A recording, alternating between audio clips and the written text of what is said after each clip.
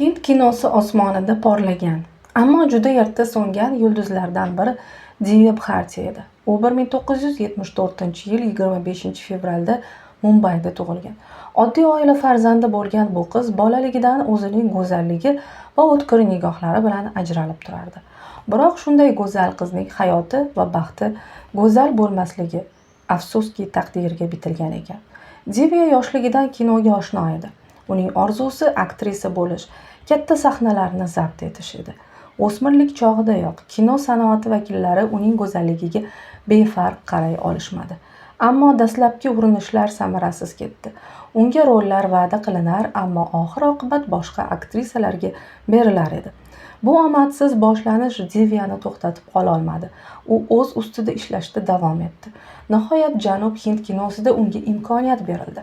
1990-yilda u Bobbili Raja filmida rol ijro etdi va ilk roli bilanoq tomoshabinlarning qalbini zabt etdi. U endi o'z yo'lini topgan edi.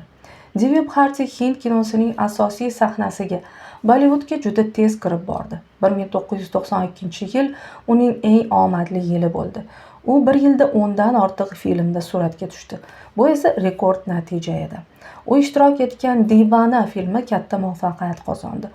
Bu filmda u Shahruxxon va Rishi Kapur bilan birga rol o'ynadi. Divanadagi ishi unga Filmfare mukofotini olib keldi. Divyaning siymosi go'zallik, ma'sumlik va shiddatni uyg'unlashtirardi. Har bir rolida u butun vujudi bilan yashardi. U aktrisa emas, go'yoki ekranning yuragi edi. Millionlab tomoshabinlar uni sevib qolishdi. Kino olamida porlayotgan bu yulduz hayotda ham o'z baxtini topmoqchi edi. U taniqli prodyuser Sajid Nadevala bilan sevishib qoldi. Ammo ularning muhabbati omma uchun sir bo'lib qoldi. 1992-yil oxirida ular yashirincha nikohdan o'tishdi. Divya u paytda atigi 18 yoshda edi, ammo o'z qarorlarida qat'iy edi. Sajid bilan nikoh haqida u deyarli hech kimga aytmadi. Bu sir ko'p narsalarni murakkablashtirardi. Karyerasining cho'qqisida bo'lgan qiz bir vaqtning o'zida shaxsiy hayotidagi ichki bosimlar bilan ham kurashardi.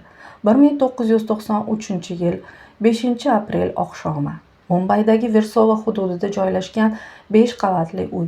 Divya o'z xonadonida birga ishlaydiganlar bilan suhbatlashmoqda edi. So'nggi daqiqalargacha hammasi odatdagidek tuyuldi. Ammo bir lahzada u balkondan qulab tushdi. Aytishlaricha, Divya zinaning tutqichidan ushlagan, lekin sirg'anib ketgan. Qon ketishidan va bosh jarohatidan 19 yoshli aktrisa hayotdan ko'z yumdi.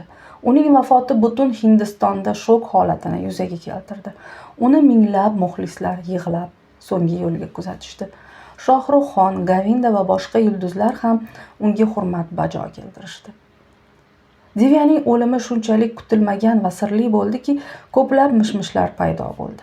O'z joniga qasd qildi deyuvchilar, o'ldirildi degan gumonlar, turmushdagi bosimlar haqida gap so'zlar. Ammo bu savollar hanuz javobsiz. Politsiya hodisani baxtsiz hodisa deb e'lon qildi. Ammo Divyaning yaqinlari va minglab muxlislar yuragida bir savol qolaverdi. Nima sababdan bu gul bunchalar erta so'ldi? Divya Bharti bugun ham Hind kinosining eng yorqin, ammo eng qisqa umr ko'rgan yulduzlaridan biri sifatida yodga olinadi. Uning 1-2 yillik faoliyati davomida qoldirgan izi o'chmaydi. Unga o'xshagan go'zallik, iste'dod egasi kamdan kam uchraydi. Divya hayotdan erta ketdi, ammo millionlab tomoshabinlar, muxlislar yuraklarida hamon yashaydi.